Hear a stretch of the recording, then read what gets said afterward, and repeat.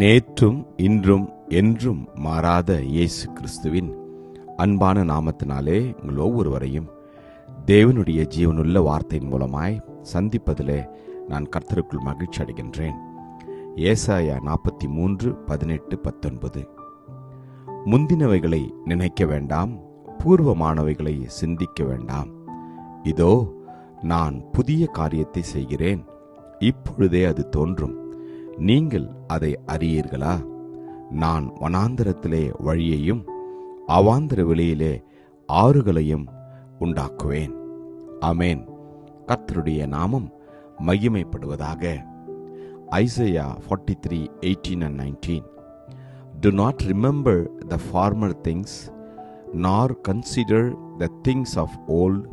Behold, I will do a new thing. Now it shall spring forth.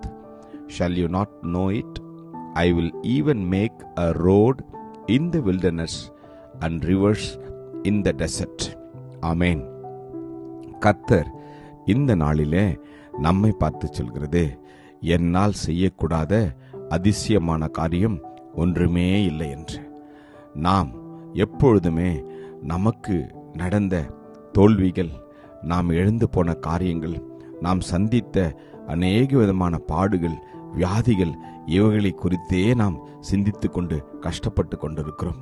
பழைய காரியங்களை சிந்திக்கின்ற போது, பழைய பாவங்களை நாம் நினைக்கின்ற போது, பழைய கர்த்தருக்கு விருப்பமில்லாத வழியிலே நடந்த நாட்களை நினைக்கின்ற போது உங்களுக்கும் எனக்கும் சமாதானம் போய்விடும். உங்களுக்கும் எனக்குள் இருக்கின்ற சந்தோஷம் போய்விடும்.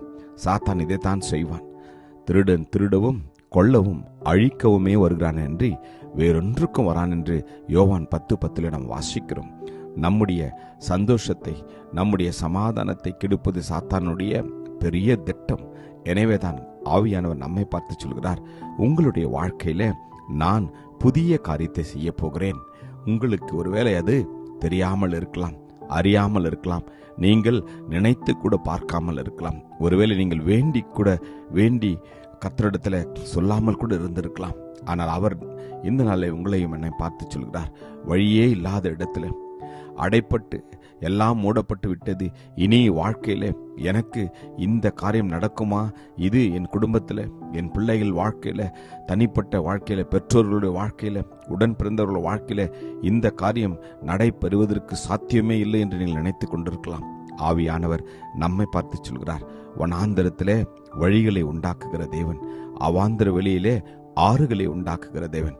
ஆம், அவர் சொல்ல ஆகும், அவர் கட்டளிட நிற்கும். யோபிலே நாம் வாசிக்கிறோம், ஆராய்ந்து முடியாத பெரிய காரியங்களையும் எண்ணி முடியாத அதிசயங்களையும் அவர் செய்கிற தேவன். ஆம், இந்த நாளிலே நம்முடைய வாழ்க்கையில கூட அவர் அதையே செய்வார். நம்பி விசுவாசிப்போமா? கிருபையும் இரக்கமும் நிறைந்த நல்ல தகப்பனே, இந்த நல்ல நாளுக்காக உமக்கு நன்றி அப்பா. யாரெல்லாம் தோல்வியின் பாதையில, இழப்பின் பாதையில, கண்ணீரின் பாதையில் நடந்து கொண்டிருக்கிறார்களோ ஒவ்வொருவருக்கும் இந்த வார்த்தைகள் ஆறுதலை கொடுக்கட்டும், நம்பிக்கையை கொடுக்கட்டும் அப்பா. இதோ நான் உங்களுக்கு புதிய காரியத்தை செய்வேன். நீங்கள் நினைக்காத காரியம், நீங்கள் எதிர்பார்க்காத காரியம், நீங்கள் வேண்டிக் கொள்ளாத காரியங்களை நான் நிச்சயமாய் செய்ய போகிறேன் என்று நீர் ஒவ்வொருவருக்கும் உறுதி அளிப்பதற்காக உமக்கு நன்றி. நம்புகிறோம், விசுவாசிக்கிறோம், அற்புதத்தை பெற்றுக்கொள்கிறோம்.